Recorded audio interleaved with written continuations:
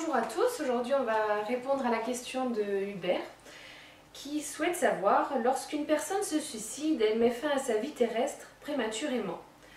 Il veut dire par là que son cycle de vie n'a pas abouti par une fin normale. Que devient son âme et est-elle errante? D'une manière générale, bon déjà il faut s'entendre sur les mots, hein. C'est vrai que la psyéso ou les psyésos sont assez casse-bonbons à ce niveau-là, ils aiment bien employer le mot juste, mais bon, les mots ont tellement été galvaudés, tellement employés n'importe comment et dans n'importe quelle situation, que maintenant les gens savent plus ce que ça veut dire l'âme, ils confondent la personnalité, l'individualité, l'identité, l'âme, la personne, enfin voilà, tous ces trucs-là c'est tout mélangé, c'est un petit peu n'importe quoi. Bon, je dis pas que c'est la faute des gens, je dis que bon, ils ont manqué un petit peu de rigueur mentale à ce niveau-là. Sinon, autant appeler notre cousin Jules, l'appeler Antoine, après tout, hein, si on préfère. Voilà, donc il vaut mieux mettre dès le départ les choses au clair. Il y a des mots, ils ont un sens. Ce sens est le sens originel. On n'a pas besoin d'être original pour nommer les choses. C'est pas en appelant un chat une betterave qu'on va changer sa nature. Hein. On va simplement changer les mots et on ne va plus rien comprendre. C'est à nouveau la tour de Babel, comme on dit, pour ceux qui aiment le symbolisme. Bon, donc une personne décède. Pourquoi elle décède? Est-ce qu'elle est morte de mort naturelle ou est-ce qu'elle s'est suicidée, etc. Bon, il est dit en psyéso, et ça, ma foi, ça ne choquera personne, parce que l'ésotérisme, qui est un peu plus, on va dire, un peu plus, qui exagère un peu plus que dans la psyéso, on dit qu'il ne faut pas se suicider. Bon. L'ésotérisme, des fois, dit c'est interdit. Mais non, il n'y a rien d'interdit. Et il est interdit d'interdire, hein, voilà. S'il était interdit de faire le mal, il n'y en aurait pas sur Terre. Si Dieu ne voulait pas qu'il y ait de voleurs, ben, personne ne serait jamais volé. Donc il faut arrêter un petit peu avec ces trucs-là, parce que c'est pas très intelligent. Disons que quand une personne se suicide, elle ne règle pas son problème. Parce que si elle se suicide, c'est qu'il y a une raison. Et généralement, c'est qu'elle n'en peut plus de souffrir, soit physiquement, soit psychologiquement. Si c'est physiquement, c'est pas un souci. Bien que je ne conseille pas aux gens de se suicider, hein, c'est pas ce que je veux dire. Mais je veux dire, c'est pas un souci dans l'après-vie. La personne va dire, merde, si j'avais su, je restais un peu plus, je n'en avais plus pour longtemps, de toute manière, il était prévu que je vive 40 ou 50 ans, bon ben voilà, la personne s'est suicidée, c'est humain. Maintenant, si elle se suicide pour une raison purement psychologique, vous savez qu'il y a le problème. Ben, le problème, il est assez important. Pourquoi? Il faut se souvenir que sur Terre, quand nous souffrons psychologiquement, nous pouvons avoir recours à des artifices, prendre des cachets, prendre un coup sur la tête et s'évanouir, dormir si on a sommeil, bref, pendant certains moments, nous pouvons cesser de souffrir. Ou plus exactement, nous cessons d'avoir conscience de la souffrance. Pourquoi? Parce que nous dormons, nous sommes assommés par des médicaments qui tueraient un bœuf, etc. Bon. Donc, ça sur Terre, la souffrance, elle est plus facile à supporter.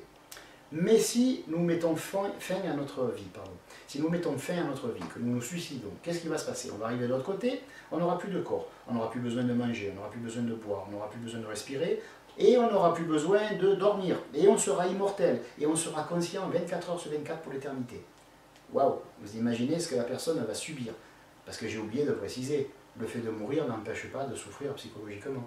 Le fait de mourir ôte la seule protection à la souffrance qui puisse exister, j'ai nommé le corps physique. Encore une fois, plus de besoins corporels, sommeil, etc. Plus de système nerveux que l'on puisse brimer de manière à ce qu'il nous restitue plus la conscience de la souffrance. Eh bien, dès qu'on se suicide, on perd cette sécurité et on souffre 24 heures sur 24. Et hélas, il faut dire les choses comme elles sont, la souffrance est multipliée par 10. Alors là, c'est intenable, c'est une horreur, c'est l'enfer. Voilà.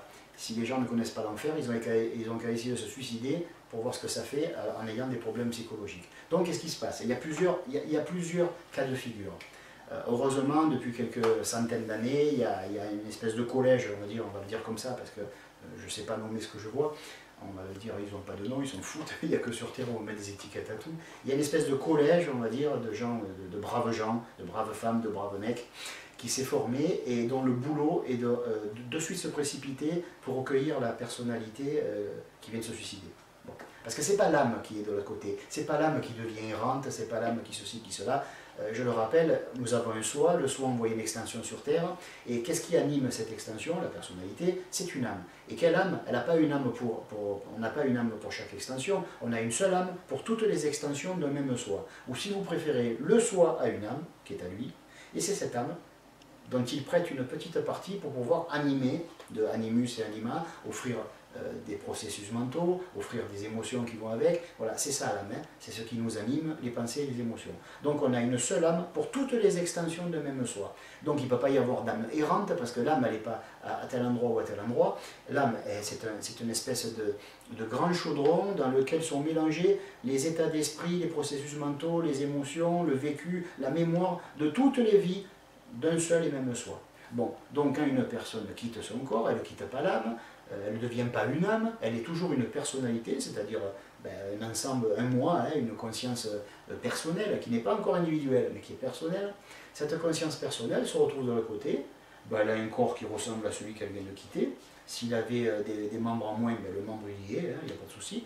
Mais cette personne-là, si elle est fragilisée psychologiquement, elle sera identique à elle-même de l'autre côté. Le fait de mourir ne rend pas illuminé, ne rend pas moins con, même hélas. Le fait de mourir, ça, simplement, ça nous extirpe du corps. Et bien souvent, encore une fois, ce corps nous apparaît, une fois que c'est trop tard, comme étant une solution à notre problématique. Et on se dit, merde, si j'avais su, je ne l'aurais pas quitté. Donc ces gens-là se précipitent en direction des gens qui ont été, qui se sont suicidés, et en se servant de leur connaissance, de leur pouvoir, qui est assez grand, mais malheureusement ils ne peuvent pas tout faire non plus, ils se concentrent sur la personne qui vient de souffrir, ils la mettent en sommeil. Ils la mettent en sommeil, ouf, la personne cesse de souffrir, parce que je vous assure qu'elle souffre, hein. Et c'est pas qu'un peu. Donc, paf, ils endorment. Ils ne violent aucune loi, parce qu'ils ont été formés pour pouvoir faire ça, en se servant du libre arbitre. Voilà. C'est une astuce dont je parlerai un jour, dont les maîtres se servent, et dont Laetitia et moi nous servons pour aider les gens, qui le sachent ou pas, qui le veuillent ou pas. Voilà.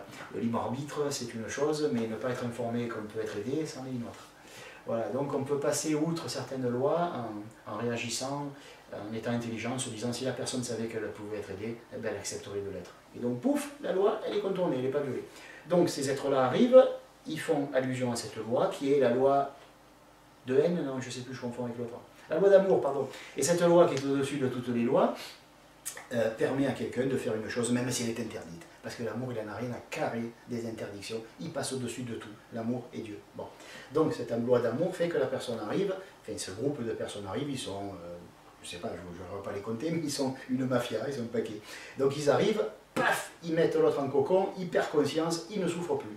Après, ouf, le plus dur est fait. Maintenant, ils vont voir le soi, ils vont voir quelques sois, amis avec ses sois, et ils essayent de voir qu'est-ce qu'il convient de faire. Est-ce que la personne, on peut la réveiller? Attention, quand on va la réveiller, elle va souffrir encore plus.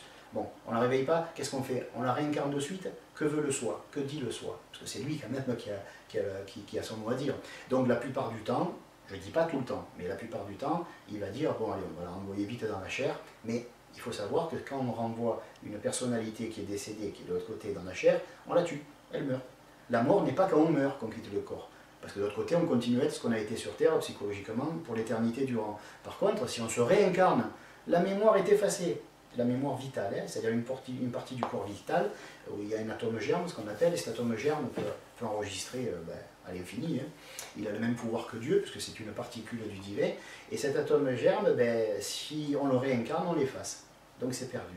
Voilà une personnalité qui est unique dans l'univers, qui n'a jamais existé, qui ne pourrait pas exister plus tard, qui existe maintenant, et bien elle est perdue. Et c'est vrai qu'avant de prendre une décision comme ça, de tuer un être qui pourrait devenir un jour divin, il y a le pour et le contre à peser, et croyez-moi qu'ils ne font pas ça de gaieté de cœur. Mais c'est vrai que comme il y a eu, dans les 50 dernières années, beaucoup de gens qui se sont suicidés, alors les gens se disent « Oh, mais moi je me rappelle de la dernière vie, tout ça. » Ça veut dire « Mais comment ils peuvent se rappeler, puisque la mémoire était effacée ?» Oui, leur mémoire de eux, mais pas la mémoire dans l'âme. Parce que l'âme, c'est un bouquin qui raconte la vie de toutes les extensions, y compris des extensions qui ont été refondues et qui ont recréé notre personnalité. Hein, voilà. C'est pour ça qu'on peut dire, tiens, j'ai l'impression vraiment d'avoir vécu 2 vies, ou 3, je ne m'en rappelle pas de toutes. Ben, il n'y en a pas toutes, il n'y en a qu'une seule par personnalité. Mais si vous en avez eu 3 ou 4, eh bien, avec ce que vous venez d'entendre, tirez-en les conclusions qu'il faut en tirer, et voyez que peut-être, en effet, vous êtes très fragile psychologiquement. Alors, par pitié, vous ne suicidez pas une 4e ou 5e fois, arrêtez, ça ne sert à rien de recommencer à zéro. Peut-être qu'il vaut mieux dans cette vie faire l'effort de vous renforcer, et suivez des techniques, faites méditer, faites quelque chose, faites-vous aider, mais arrêtez de vous suicider pour un oui, pour un non, parce que c'est pas rentable. Vous êtes en train de créer la réincarnation alors qu'elle n'existait pas pour la personnalité, mais pour le soi, elle a toujours existé, bien sûr. Et donc, c'est pas la solution. Donc voilà, ne vous suicidez plus d'une manière ou d'une autre. Si vous vous tuez, vous allez mourir pour de bon parce que vous allez revenir. Et si vous revenez, vous êtes mort, hein, en tant que ce que vous étiez avant. Bon, maintenant, c'est vrai que le soi, il préfère ça qu'une souffrance éternelle. Parce que si vous ne refondez pas, vous souffrez pour l'éternité. Hein. Et là, malheureusement, on ne peut pas non plus permettre à ces êtres-là qui contournent la loi de vous laisser endormir pour l'éternité. Parce qu'endormir égale perte de conscience égale perte d'identité. Donc la personne ne sait plus qu'elle existe. Voilà. Mais c'est justement pour lui éviter d'avoir à se dire « Merde, je vais mourir parce que je vais retourner dans un corps. » Voilà, c'est un acte charitable, on va dire. Voilà, je crois que j'ai répondu à la question. Oui, oui, c'est bon. Voilà. Merci pour cette question et à bientôt.